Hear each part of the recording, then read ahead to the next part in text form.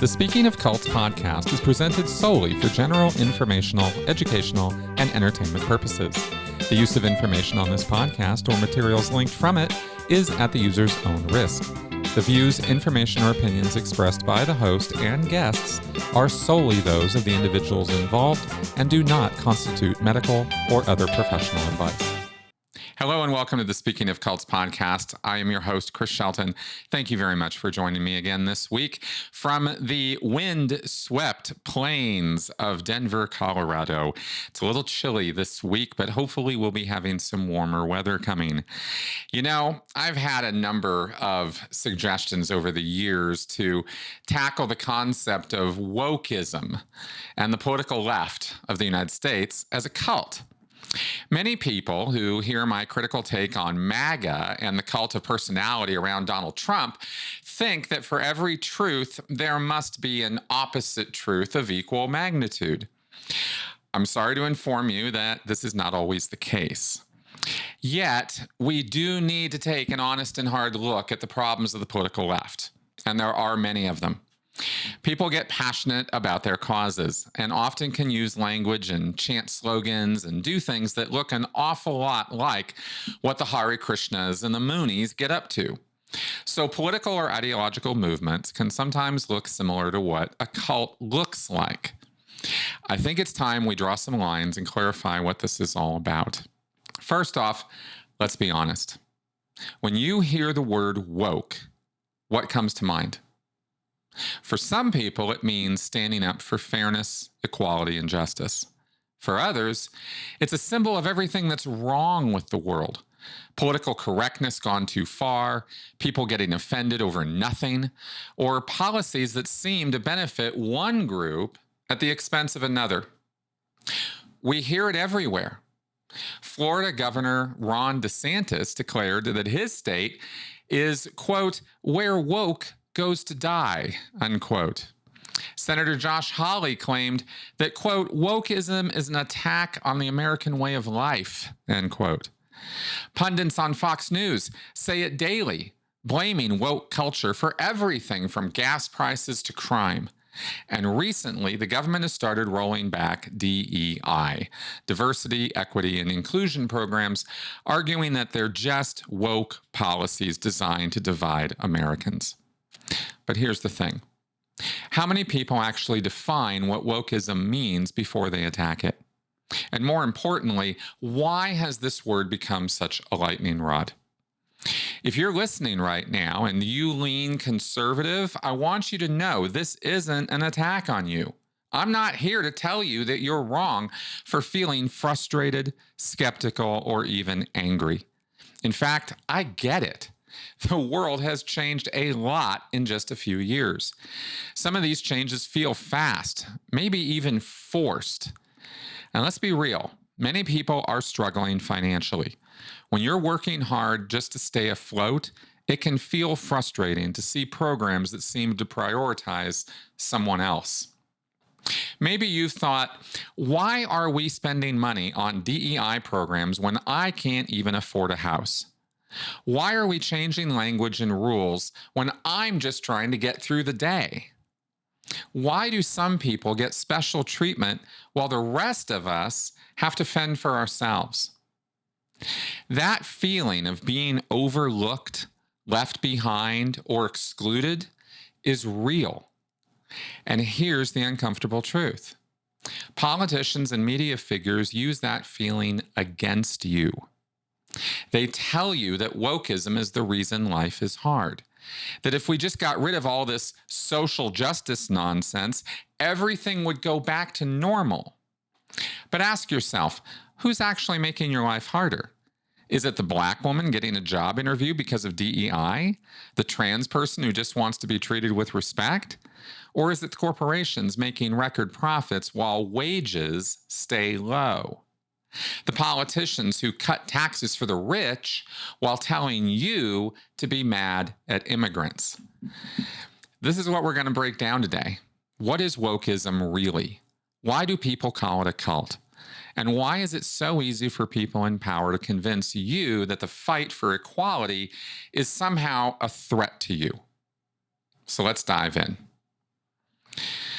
Let's start by understanding what wokeism actually means. A lot of people throw the word around, but it's important to know where it came from and how it's changed over time. The word woke originally came from Black communities in the United States in the early to mid 1900s. It was used to mean coming out of social denial and acknowledging the reality of racial injustice, especially things like police violence and unfair laws.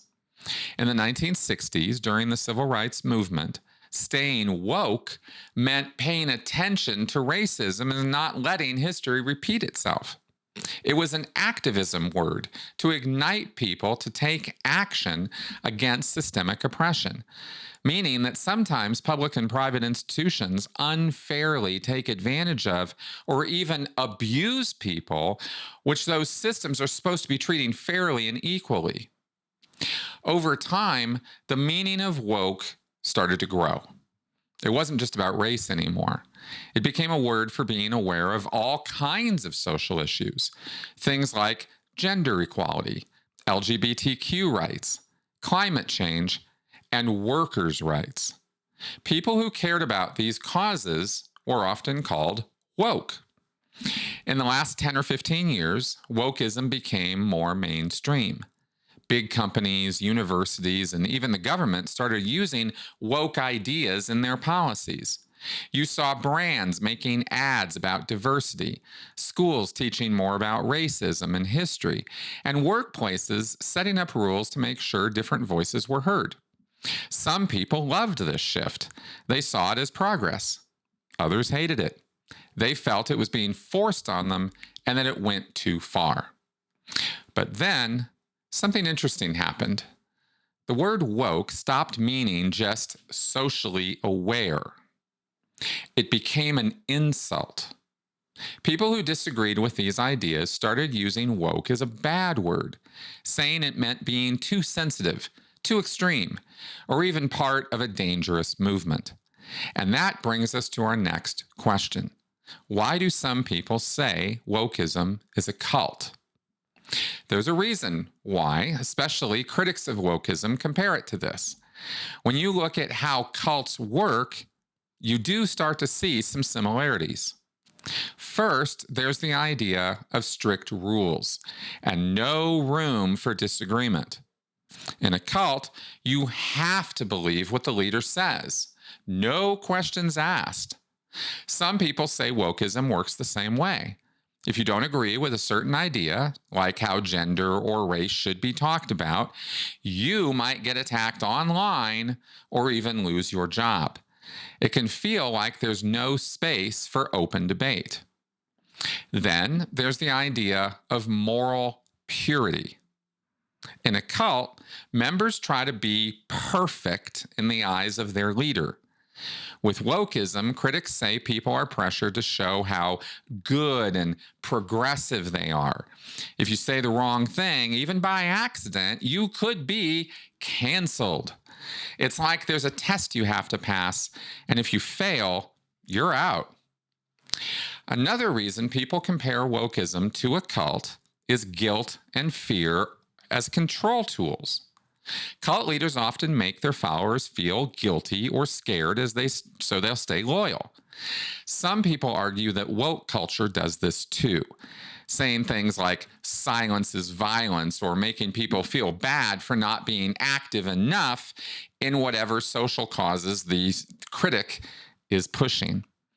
And finally, there's ritualistic behavior and special language. Cults often have unique words and behaviors that make them feel separate from the rest of the world. Critics say woke movements do this too, with terms like microaggressions, privilege, systemic oppression, and lived experience. While these words have real meanings, some people feel they are used in a way that makes wokeism seem like a belief system instead of just a set of ideas. But is wokeism really a cult? Or is this just a way for critics to attack it? Well, let's be real. Some parts of woke culture can feel cult-like. But does that mean it's the same as Scientology or NXIVM? Not really. A big difference is there's no leader. Cults almost always have one person in charge, someone who controls everything, like L. Ron Hubbard and Scientology or Keith Raniere and NXIVM. Woke movements don't have that. There's no one leader, no one book, no secret meetings, no special handshake. It's a set of ideas that many different people support in different ways. But they also have radically different ideas about how being woke should look or sound.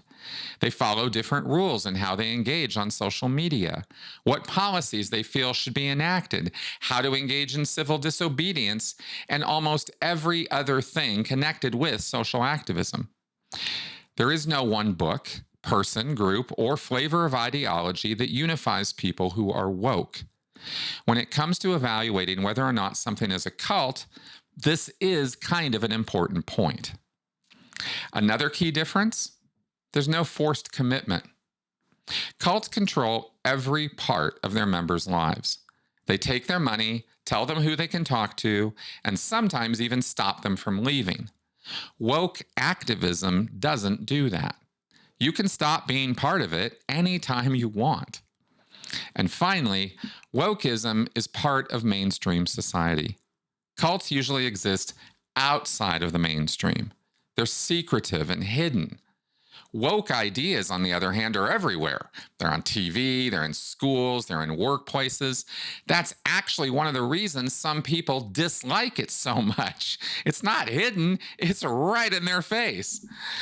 So while woke culture can have strong groupthink and pressure to conform, it doesn't check all the boxes of a dangerous cult. But that hasn't stopped the backlash against it. And that brings us to the next big question.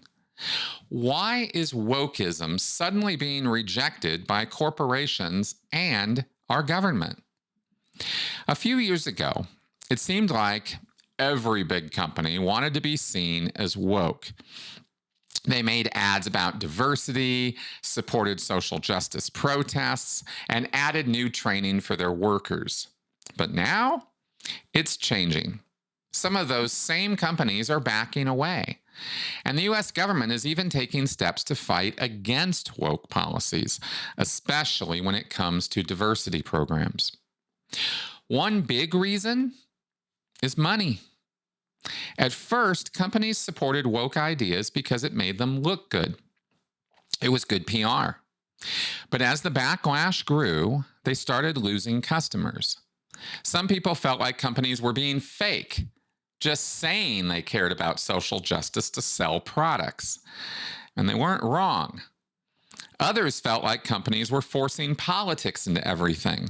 So now a lot of businesses are quietly stepping away from woke messaging. Let's start with the basics. DEI programs aren't just about race. They include initiatives to help women, veterans, disabled people, LGBTQ plus individuals, and yes, even white men from disadvantaged backgrounds. They're designed to remove barriers that prevent qualified people from getting jobs, promotions, education, and other opportunities, not to hand out rewards to unqualified candidates. For example, DEI programs have helped disabled workers gain accommodations that allow them to perform their jobs just like anyone else.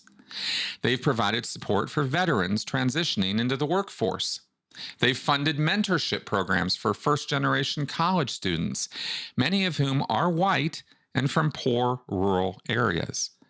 When people hear diversity, they often think only of race, but DEI is much broader than that. So when companies and governments start rolling back DEI, it's not just hurting people of color, it's hurting everyone who doesn't fit into the mold of the privileged elite.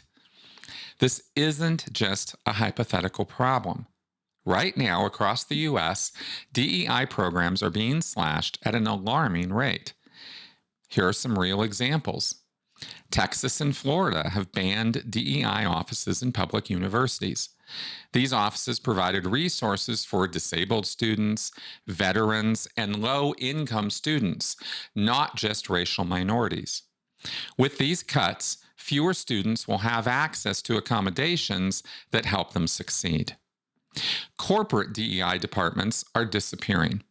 Companies like Meta, Twitter, and Disney have either downsized or eliminated their DEI teams. That means fewer initiatives to create fair hiring practices, fewer workplace disability accommodations, and fewer efforts to ensure women are paid the same as men for the same work. Government agencies are scaling back DEI initiatives too. The U.S. military has cut certain DEI programs, even though they were designed to help veterans reintegrate into civilian life and help disabled service members find meaningful employment. Not every government program is a raging success or should be supported, but broadly cutting them all seems a little strange. And the irony here is that many of the people cheering for the death of DEI will actually be harmed by these rollbacks. Let's say you're a white working class man who thinks DEI was unfair because you saw it as a way for minorities to get ahead at your expense. Here's what happens when DEI disappears. If you're disabled and need workplace accommodations, those programs are gone. If you're a veteran and relied on DEI initiatives to transition to a civilian job, good luck finding that support now. If you're a first-generation college student from a poor background who benefited from mentorship programs, yeah, those just got cut too. If you're a woman in a male-dominated industry and depended on equal pay enforcement, that just became a lot harder to fight for.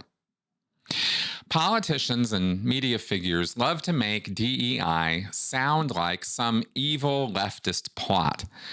But in reality, these policies exist to level the playing field for everyone. They don't just help people of color, they help anyone who doesn't have the built-in privileges that come from wealth, status, or generational advantage. So far, we've talked about how wokeism started, why some people call it a cult, and why that claim doesn't really hold up. Now, let's zoom out and look at the bigger picture. What is wokeism if not a cult? The answer is simple. It's an ideological movement. But what does that mean? And how is that different from a cult? Well, at its core, an ideological movement is a group of people who share beliefs about how the world should be. It's about ideas, not about mind control or obedience. These movements exist across history and across the political spectrum. Civil rights, feminism, environmentalism, libertarianism, conservatism, these are all ideological movements. Some are more organized than others, but none of them function like cults. The biggest difference between a movement and a cult is choice. In a movement, people join because they care. They believe in the cause, but they also have the freedom to disagree, leave, or change their minds. In a cult, that's not an option. There's punishment for questioning the leader or breaking the rules. Think about the civil rights movement in the 60s. There were lots of different approaches. Martin Luther King Jr. pushed for nonviolence. Malcolm X took a more militant stance, and people within the movement debated strategy all the time. There was no single leader forcing people to obey. That's how ideological movements work. There's discussion, disagreement, and evolution. Compare that to a real cult, like NXIVM. Keith Raniere demanded loyalty. Women in the group were branded, cut off from outsiders, and forced to obey his orders. They couldn't just leave. They were trapped through fear and actual blackmail. That's control. That's a cult. Now let's look at wokeism. Are people pressured to follow certain ideas? Sure. Social movements always have internal expectations. But if someone stops calling themselves woke, do they get kidnapped? Are they exiled from their families? No, they might get criticized or lose social status, but that's not the same thing as cult brainwashing. As another point, and a pretty obvious one, movements change over time. They adapt. A cult, on the other hand, is stuck. It has one leader or one doctrine that must be followed forever. Look at feminism. The feminism of today isn't the same as the feminism of the 1920s when women were fighting for the right to vote. It's not even the same as feminism in the 1970s when the focus was on workplace equality. Over time, ideas shift, goals evolve, and new voices emerge. Wokeism has changed too. In the early 2010s, being woke was mostly about racial injustice. Then it expanded to LGBTQ rights, then to issues like climate change, disability rights, and gender identity. Some people have moved away from the term altogether. The point is, there's no single doctrine that must be obeyed. It's constantly shifting, which is something cults don't allow. Comparing this to Scientology, L. Ron Hubbard's teachings are law in Scientology. Even after his death, nothing is allowed to change. People who question the rules are declared suppressive persons and are cut off from their families. That's what cult control looks like. Another big difference? Movements allow debate. Cults don't. Take environmental activism. Within the climate movement, there are different opinions. Some people think we need government regulations, others push for personal responsibility, and some believe that new technology is going to fix everything. They all want to solve climate change, but they don't all agree on how. That's what a healthy movement looks like. People working toward the same goal, but having different views. Now think about a cult like Jonestown. Jim Jones demanded total obedience. When his followers started questioning him, he manipulated them, isolated them, and eventually led them to mass suicide.